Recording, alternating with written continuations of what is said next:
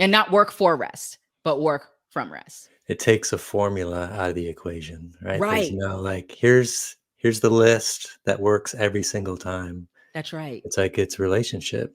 And it That's all it sounds is. simple, Yes. and in one way it is, but in one way it's also complex. It's like Right. I've got to build this relationship with God to Yes.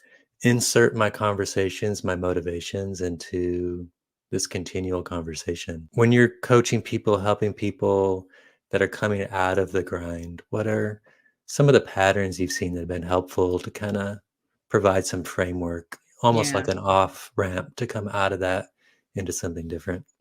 I have found that one of the biggest things is people trusting their ability to receive from God and having that confidence. Like, there's lots of things I call power twins. Faith and obedience are power twins. Faith and patience are power twins. And confidence and humility are also power twins. And I find that some people have a lot of difficulty and this is connected to identity, by the way, but it's just have a hard time like believing that the things that are on their heart, the things that are being revealed to them, trusting that the truth that God speaks to them and they can hear his voice, just like the scripture says.